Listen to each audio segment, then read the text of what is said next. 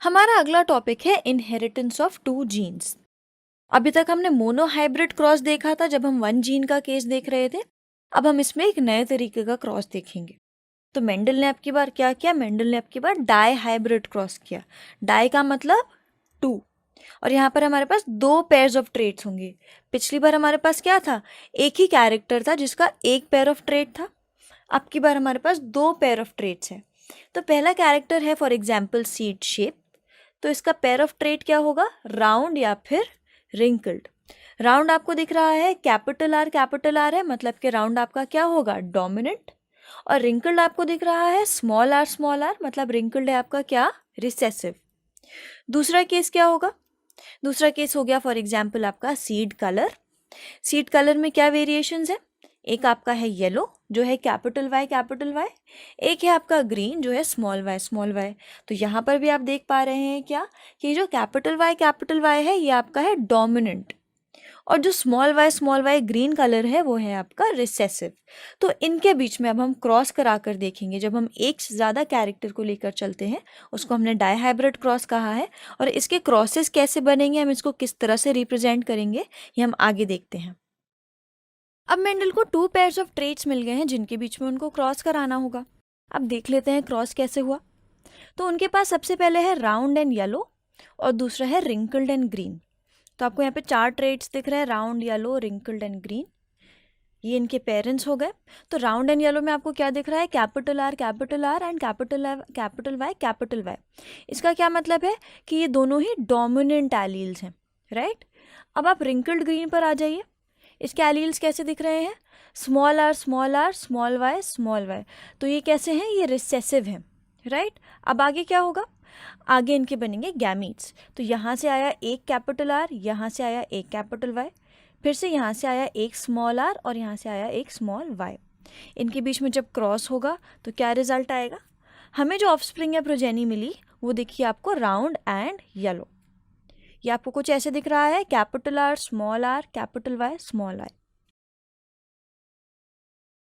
अब आप देख रहे हैं कि इसमें ये जो स्मॉल आर आपको दिख रहा है जो एक्चुअली रिंकल्ड को डिनोट कर रहा है, इसका एलील भी इसके अंदर है, बट वो दिख क्यों नहीं रहा? क्योंकि वो उसके जीनोटाइप में है, लेकिन क्योंकि यहाँ पर एक डोमिनेंट एलील भी है उसकी वजह से उसका जीनोटाइप छुपा हुआ है, रिसेसिव ट्रेट है। सिमिलरली इसमें भी देखिए स्मॉल वाई आपको दिख रहा है जो ग्रीन का ट्रेट है, और वो छुपा इसलिए हुआ है क्योंकि अगेन वो रिसेसिव है। डोमिनेंट के आगे रिसेसिव अपने आप को कभी भी शो नहीं कर पाएगा। तो आपकी F1 जनरेशन आपको मिल चुकी है जो है राउंड एंड येलो, जो है capital R, capital Y, small Y. अब मेंडल को मिल चुका है हाइब्रिड राउंड येलो प्लांट जिसका जीनोटाइप है capital R, capital Y, small Y. तो ये मेंडल की F1 जनरेशन हो गई जो उनको कैसे मिली थी? क्रॉस पॉलिनेशन कराने से। और आपको पता ही है कि मेंडल हमेशा सेकेंड जनरेशन के लिए, F2 जनरेशन के लिए क्या कराते हैं? फर्स्ट जनरेशन में वो कराते हैं क्रॉस पॉलिनेशन, और सेकेंड जनरेशन में वो कराते हैं सेल्फिंग यानी कि सेल्फ पॉलिनेशन। तो सेल्फ पॉलिनेशन के लिए सबसे पहले क्या होगा? गैमीट्स बनेंगे। गैमीट्स कुछ इस तरीके से दिख रहे हैं। अब इसका हम बनाएंगे क्रॉस, यानी कि हम प्यूनेट स्क्वायर बनाएंगे। तो देखिए किस तरीके से बनेगा। यहाँ से आएगा capital R and capital Y, right. तो हम ये दिखा कैसा? Round and yellow. नेक्स्ट पे आ जाते हैं, कैपिटल आर, कैपिटल वाई। ये हमें दिखा राउंड एंड येलो। ये स्मॉल आर वापस से पीछे छुप गया है क्योंकि डोमिनेंट एलील यहाँ पर प्रेजेंट है। इसके बाद क्या बनेगा? Capital R, capital Y, small Y. ये वापस से हमें राउंड एंड येलो ही दिखेगा क्योंकि स्मॉल वाई का ट्रेट वापस से पीछे छुप गया है। जब तक यहाँ पे डोमिनेंट एलील्स प्रेजेंट है रिसेसिव अपने आप को नहीं दिखा पाएगा। रिसेसिव तभी दिखेगा जब डोमिनेंट ट्रेट बिल्कुल भी प्रेजेंट ना हो। अगला क्या बनेगा? Capital R, capital Y, small Y. ये वापस से बाहर से हमें राउंड एंड येलो ही दिखेगा, भले ही जीनोटाइप इसका अंदर से बाकियों से अलग है, बट फिनोटिपिकली ये चारों एक जैसे ही दिख रहे हैं।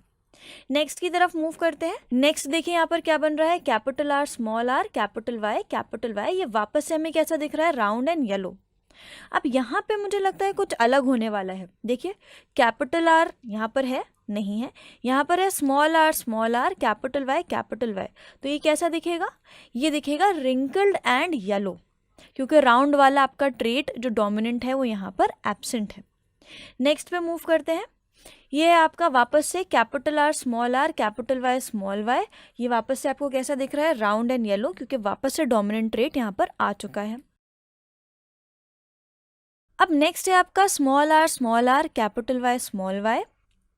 तो ये आपको कैसा दिख रहा है, रिंकल्ड एंड येलो, क्योंकि वापस से यहाँ पर क्या है, कैपिटल आर एब्सेंट है, तो डोमिनेंट एलील यहाँ पर एब्सेंट हो गया। नेक्स्ट देखते हैं यहाँ पर क्या बनेगा। यहाँ पर आपका बना है capital R capital Y small Y, तो ये वापस से कैसा दिख रहा है, राउंड एंड येलो। नेक्स्ट पे मूव करते हैं। यहाँ पर है आपका capital R capital Y small Y, ये भी है आपका राउंड एंड येलो। नेक्स्ट पे मूव करते हैं। कैपिटल आर स्मॉल वाई, यहाँ पर आपको दिखा क्योंकि कैपिटल वाई एब्सेंट है तो येलो कलर यहाँ से गायब हो गया, और ये रिसेसिव एलील की प्रेजेंस की वजह से ये वाला कलर हमें ग्रीन दिखा। ठीक है, नेक्स्ट पे मूव करते हैं। नेक्स्ट है आपका कैपिटल आर स्मॉल आर, ये यहाँ से और यहाँ से आ रहा है, और ये आपका स्मॉल वाई, तो ये वापस से आपको कैसा दिखा, राउंड एंड ग्रीन। ठीक, तो नेक्स्ट है आपका capital R and capital Y small Y, right. तो ये आपको अगेन दिखेगा कैसा, राउंड एंड येलो। इसके बाद आपको क्या दिख रहा है, small R capital Y small Y, तो ये आपको दिखेगा रिंकल्ड एंड येलो, क्योंकि यहाँ पे कैपिटल आर का एलील नहीं है। नेक्स्ट पे मूव करते हैं। ये आपको दिख रहा है कैपिटल आर स्मॉल वाई, तो ये आपको दिखेगा कैसा, राउंड एंड ग्रीन। यहाँ पर आप देखिए कैसा दिख रहा है, दोनों स्मॉल बच रहे हैं, स्मॉल आर स्मॉल वाई, तो ये कैसा दिखेगा, ये आपको दिखेगा रिंकल्ड एंड ग्रीन। अब जब ये पूरा प्यूनेट स्क्वायर बन गया है तो आप क्या ऑब्जर्व कर पा रहे हैं कि कौन से ऐसे हैं जो फिनोटिपिकली एक जैसे दिख रहे हैं। यहाँ पर देखिए ये वाली पूरी लाइन राउंड एंड येलो है, ये वाली भी पूरी लाइन राउंड एंड येलो है, और यहाँ से डायगनली आप देखेंगे तो भी ये सारे के सारे कैसे हैं, राउंड एंड येलो हैं। तो ये कितने हो गए, 1 2 3 4 5 6 7 8 एंड 9, तो ये आपको राउंड एंड येलो कितने दिखे हैं, 9।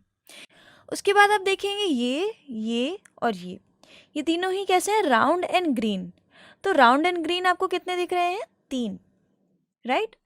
इसके बाद आप देखिए इधर wrinkled and yellow and wrinkled and yellow, ये आपको वापस से कितने दिख रहे हैं, 3।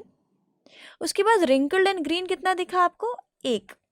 तो फिनोटिपिकली आप देख के बता पाए कि 9 ऐसे थे जो राउंड एंड येलो थे, 3 ऐसे थे जो राउंड एंड ग्रीन थे, 3 ऐसे थे जो रिंकल्ड एंड येलो थे, और 1 ऐसा था जो रिंकल्ड एंड ग्रीन था।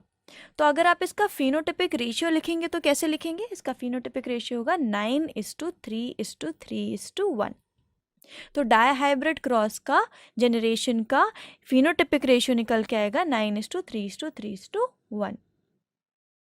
अब डाई हाइब्रिड क्रॉस से भी एक मेंडल का लॉ निकला जिसको हम कहते हैं law of independent assortment. Assortment का मतलब समझने के लिए आप इस मिठाई के डब्बे का एग्जाम्पल ले सकते हैं। इसमें बहुत सारी तरीके की मिठाइयाँ हैं, बट ये सारी मिठाइयाँ एक दूसरे से अलग हैं, साथ में रखे होने के बाद भी ये एक दूसरे से एकदम अलग अलग हैं। तो आपने यहाँ पर क्या देखा था, डाई हाइब्रिड क्रॉस में कैसे कैसे कैरेक्टर्स दिख रहे थे, round and yellow, wrinkled and yellow, round and green and wrinkled and green. तो ये सारे ही ट्रेट्स आपको देखने मिले थे। अब इन ट्रेट्स को जब हमने देखा तो हमें ये दिखा कि भले ही ये येलो कलर है और राउंड कलर है, ये राउंड येलो के साथ एग्जिस्ट कर रहा है, बट ये राउंड आपका ग्रीन के साथ भी एग्जिस्ट कर रहा है। सिमिलरली जो आपका रिंकल्ड ग्रीन है, ये रिंकल्ड आपका ग्रीन के साथ भी एग्जिस्ट कर रहा है, और ये रिंकल्ड आपका येलो के साथ भी एग्जिस्ट कर रहा है। इसका मतलब ये राउंड आपका येलो पे डिपेंडेंट नहीं है, भले ही ये साथ में है, क्योंकि ये ग्रीन के साथ भी एग्जिस्ट कर सकता है, और ये रिंकल्ड भी आपका येलो के साथ डिपेंडेंट नहीं है, ये रिंकल्ड आपका ग्रीन के साथ भी एग्जिस्ट कर सकता है। तो लॉ ऑफ इंडिपेंडेंट असॉर्टमेंट को अगर हम डिफाइन करेंगे तो कैसे करेंगे कि सेग्रीगेशन के टाइम पे, जिस टाइम पे आपके ये एलील्स अलग हो रहे होते हैं, segregation of one pair of characters is independent of the other pair of characters, मतलब कि ये एक दूसरे पे कैरेक्टर्स डिपेंड नहीं करते हैं, ये इंडिविजुअली अकर कर जाते हैं। अब हम रेफरेंस क्वेश्चंस देख लेते हैं। आपको कौन कौन से क्वेश्चंस देखने हैं, एनसीईआरटी का क्वेश्चन नंबर 7 एंड वर्कबुक का क्वेश्चन नंबर 3 एंड 10।